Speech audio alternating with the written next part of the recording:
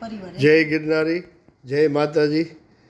આજે પુરુષોત્તમ માસ ચાલે છે, અધિક માસ ચાલે છે, એટલે અમે જુનાગઢ મ્યુનિસિપલ કોર્પોરેશન સંચાલિત ઘર વિહોણા જે લોકો હોય છે, જેને મામા મામી માસા માસી કાકા કુટુંબ ભાઈ ભત્રીજા દીકરીઓ જમાઈઓ કોઈ નથી હોતું, પત્ની નહીં, આવા લોકો માટે એક સંસ્થા કાર્યરત છે। એનું નામ છે સાંપ્રત એજ્યુકેશન એન્ડ ચેરિટેબલ ટ્રસ્ટ। એ આ વૃદ્ધોને આશરો આપે છે, જમવાનું નિઃશુલ્કપણે આપે છે, રાત્રિ રોકાણ અને વર્ષોથી રહેવા માટે એક પણ રૂપિયો લીધા વગર એને સાચવે છે અને માત્ર સાચવતા નથી, એમની સેવાઓ પણ કરે છે। તો આજે એક અમારા સ્નેહી છે, એમને વિચાર આવ્યો કે પુરુષોત્તમ માસ ચાલે છે અને અન્નદાન સમોદાનમ, અન્નદાન સમાન કોઈ બીજું દાન નથી, તો આપણે આજે તમામ એ વૃદ્ધોને જમાડીએ। તમે જોઈ શકો છો સુંદર સરસ મજાનું મેદાન, મોટા મોટા બિલ્ડિંગો, વૃદ્ધો માટેની રહેવાની ખૂબ સુંદર સરસ મજાની વ્યવસ્થા છે અને આજનો ભોજન સમારંભ છે એ એના તરફથી આપવામાં આવેલું છે, જેમાં દાળ ભાત શાક સંભારો રોટલી, ત્યારબાદ ચટણી ખમણ પાત્રા શ્રીખંડ, કાલે રસ હતો એટલે આ લોકોએ કીધું કે આજે અમારે શ્રીખંડ ખાવું છે એટલે શ્રીખંડની વ્યવસ્થા કરવામાં આવી છે। અને બીજા જે જૂનાગઢમાં દાળી મજૂરી કરવા આવે છે, જેમ કે ઇલેક્ટ્રિક કારીગર હોય, બીજા કોઈ કારીગરો હોય, કોઈ મજૂર વર્ગ હોય, બરાબર, કોઈ મહેનત કરનારું હોય, કોઈ શાકભાજીની લારી ચલાવતું હોય, જેને રહેવા માટેની કોઈ પણ વ્યવસ્થા ન હોય ને, એવા લોકોને પણ આ રાત્રિ રોકાણ અને રાત્રિનું જમવાનું આપે છે અને સવારે ચાય પાણી પી અને પોતપોતાની નોકરી ધંધે આ લોકો જાય છે। એના માટે આ હોલ આખો રાખેલો છે। આટલા લોકો છે એ રોજને માટે સાંજે આવે છે, રાત્રિ રોકાણ અહીંયા કરે, સ્નાનાદિકથી પરવારી ચાય પાણી પી અને સવારે પોતાને ધંધે નીકળે છે। એવું સુંદર સરસ મજાની વ્યવસ્થા સાંપ્રત એજ્યુકેશન એન્ડ ચેરિટેબલ ટ્રસ્ટ દ્વારા અને મ્યુનિસિપલ કોર્પોરેશન દ્વારા કરવામાં આવી છે। એટલે અહીંયા તમે ભાઈ પુરુષોત્તમ માસ અને એના સિવાયનું પણ ગમે ત્યારે ઈચ્છા થાય તો વૃદ્ધોને તમારે એક વખત તો અવશ્ય દર્શન કરવા, મુલાકાત કરવી અને એક જમણવાર નાનકડું એવું કરવું એટલે તમને ખૂબ આનંદ આવશે કે જેનું આ જગતની અંદર કોઈ નથી, બરાબર। અને એક રૂપિયો પણ રોકડો આ લોકો સ્વીકારતા નથી। તમે સાબુ તેલ ચપ્પલ છત્રી બેટરી લાકડી જે કંઈ પણ આપવું હોય એ તમે આપી શકો, બરાબર। સુંદર સરસ મજાનું મેદાન, એની અંદર પણ નવાબી કાળના હનુમાનજી મહારાજના મંદિરના તમે દર્શન કરી શકો છો।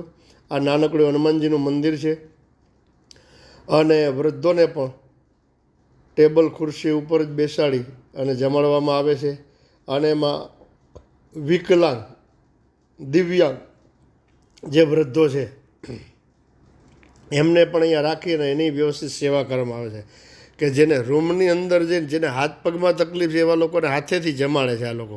તો ચાલો હવે રસોડાની મુલાકાત કરીએ। અહીંયા બધા વૃદ્ધો બેસી અને જમે છે।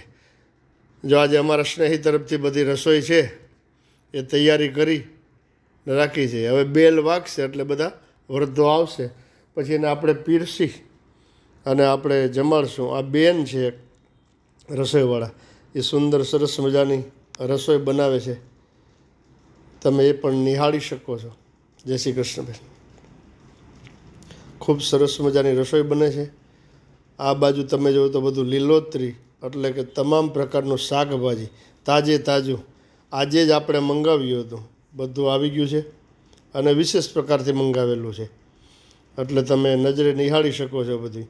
એટલે ક્યારે પણ ઈચ્છા થાય તો અહીંયા તમે એને જમાડી શકો છો વૃદ્ધોને। હવે આ સંસ્થા છે એ કઈ જગ્યાએ આવેલી છે તો કે જૂનાગઢની અંદર નરસિંહ મહેતાના ચોરાની પાસે જ, બરાબર। હવે ભોજનનો બેલ પડી ગયો છે, ચાલો ભોજનનો બેલ પડી ગયો છે, બધા વૃદ્ધો છે એને જમાડી દઈએ આપણે।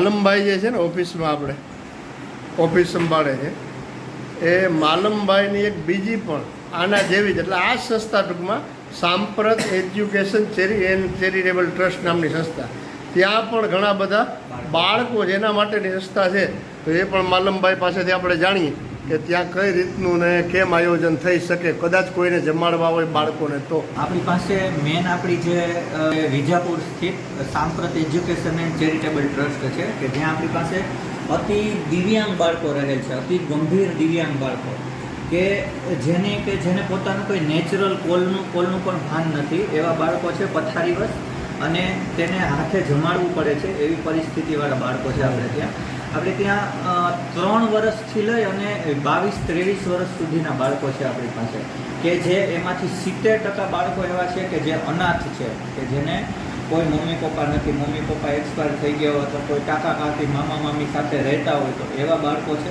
બાકી સિંગલ પેરેન્ટ્સવાળા છે કે મમ્મી અથવા પપ્પા કોઈ એવા બાળકો એક છે તો એવા બાળકો પણ આપણી પાસે છે. આ બાળકો એવા છે કે જે અતિ ગંભીર રીતે મલ્ટિપલ ડિસેબલ જે બાળકો કહેવાય છે એ છે કે જેને હાથ પગની ખોટખા પણ માનસિકતા તો બધાની નબળી છે જ, માનસિક મનોદિવ્યાંગ બાળકો કહેવાય છે, માફ કરશો, મનોદિવ્યાંગ બાળકો છે બધા. એની સાથે હાથ પગની ખોટખાપણવાળા પણ આપણી પાસે ત્યાં બધા બાળકો છે. તો મુલાકાત અમારી સંસ્થાની પણ અનુકૂળતા લ્યો એવી આપને વિનંતી છે. આપણી પાસે અત્યારે ત્યાં 90 જેટલા બાળકો છે અને આખા ગુજરાતના બાળકો છે આપણી પાસે.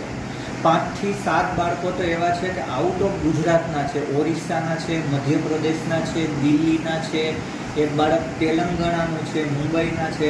તો આવી રીતના આપણી પાસે 87 અત્યારે ત્યાં છે અને તેની પણ અમે લોકો ખૂબ સેવા કરીએ છીએ. અમારા સંસ્થાના મેન જે સ્થાપક છે જેને આ શરૂઆત કરી છે એ મહેન્દ્રભાઈ પરમાર છે અને અમારા સંસ્થાના પ્રમુખ છે. તેના માર્ગદર્શન હેઠળ બધી અમારી સંસ્થાઓ આખી ચાલે છે.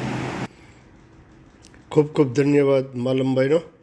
તમે જોયું ને કે ક્યાં ક્યાંના બાળકો છે બધા, યુપી, એમપી, બિહાર, બંગાળ, મગધ, તેલંગાણા, કેરળ, કર્ણાટક, આંધ્ર વગેરેના. એ જ રીતે આ વડીલો પણ છે ક્યાં ક્યાંના બધા. એક જ ગામના કોઈ એક પરિવાર કે જૂનાગઢના જ બધા છે એવું નહીં. ચાલો તેને આપણે પ્રેમથી પીરસીએ અને જમાડીએ. અને જે ઓફિસનો સ્ટાફ બધો છે અહીંનું જે સંચાલન એ લોકો પણ પોતાના હાથે જ બધાને પીરસે છે. તો ભગવાને તમને આપ્યું હોય તો ક્યારે પણ આવું સત્કર્મ કરજો. આ